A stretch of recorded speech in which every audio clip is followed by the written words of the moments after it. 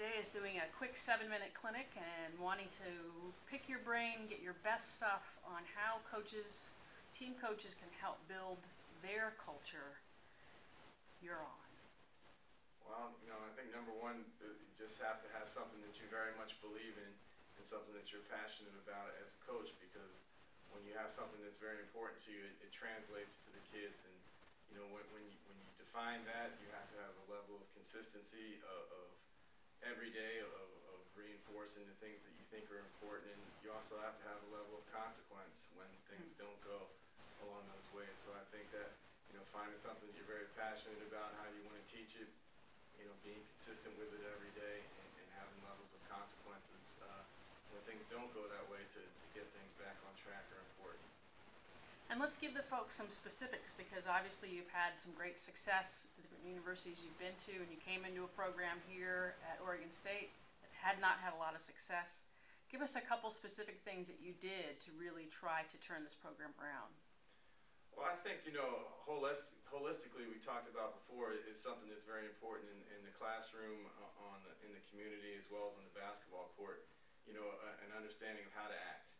I think that's really important in defining your non-negotiable things we talked about before, and having rules that aren't complex but cover a lot. I think that's important, of just being on time, working hard, telling the truth, those type things, and whatever individual coach defines as important, but have rules that are set and that are in place, and aren't too verbose but cover a lot of ground. I think those are some really good points to start when you're trying to turn a program around and changing that way that your players think. And so one of the things I got from you earlier too is you mentioned what I'm in my mind saying are the 3 C's, because you talk about on the court, in the classroom, and the community, and the guiding rules. If you could just tell our folks again what those, I think you had 4 kind of basic rules that apply on all those different arenas. Well, I think what we talked about before, a little bit of just, first of all, I think when you're outside the basketball court, you have to realize that this whole thing is bigger than just yourself. But how you act has got to be consistent. If you're a worker on the basketball court, you got to be a worker in the community, in your relationships, in the classroom, with how you deal with your professors. And we just talked about being on time, and the level of work ethic that you bring, and being honest and telling the truth. And then a really important one, I think, is when you mess up, you have to be able to be responsible enough to admit that you made a mistake.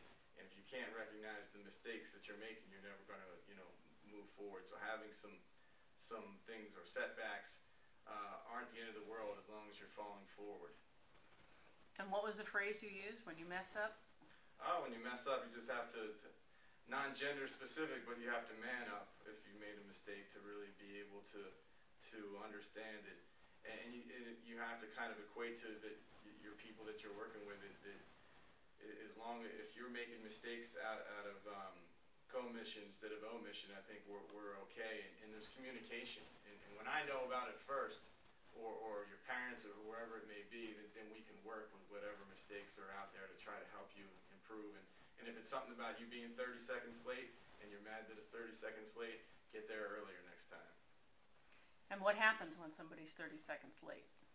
The consequences have to be the same, and they have to be, in my opinion, we work on them as group consequences. So it can't just be me yelling at you all the time to change how you act. It has to be a culture of a program, and your teammates being accountable for you as well, because ultimately we're not playing in any of the games once the clock gets started. And so what did they have to do here at Oregon State if somebody's late? Oh, it's getting them up early and getting them out of their comfort zone a little bit with different things. We work with our strength and conditioning people, and a lot of stuff to help their abs look good for the beach, and the conditioning, and a lot of stuff that they don't always like to do. So it's taking them out of their comfort zone in terms of time in the morning, and taxing their body a little bit to give them a real idea that they probably don't want to do that again, whatever they didn't do before. Gotcha. And tell us a little bit, I heard a story about a particular book that's in your locker room. Oh, dictionary. Yeah, can you tell me a little bit about that? Oh, well, I think you always want to be challenging kids to get to the next level and what they're trying to do as an athlete, as a student, and as a person. And a lot of times Coach Robinson will throw out some words that'll confuse them a little bit, but he does it on purpose, and not in times where we're doing something brand new, but it's where it's something we've done before, and it's a different spin on it. And then to use a word like guile or something, just to be creative or to have some thinking beyond the obvious. So the guys kind of picked up that word throughout the course of the year, and they enjoy using that on their own now. So there is actually a dictionary in the locker room. Actually a dictionary in the locker room, for sure. And what are the instructions with that? Instructions, with something like a dictionary, I think the kids have to, you have to tell them go look something up doesn't always work. You don't own a word until you start using a word, and you have to kind of not trick them, but kind of we said the Jedi mind trick a little bit of throwing out different things enough to like, what did that mean when Coach said that? And when they go to do it on their own, that's when they start to own a word or a phrase or some new particular piece of vernacular. So Doug, let's wrap it up with when you go out and have your own program and you are the head coach and you're going to want to build the culture the way that you want it to be, build that bowl that we talked about.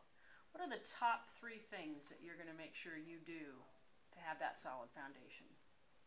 Well, I think number one, you just really have to, again, I think that the things that I believe are important are holistic of that community, court, classroom, and those ideas of number one, being a work, so in all those parts of your life that you're a worker, that you're willing to give yourself over, and that you understand that you're a part of something bigger than yourself.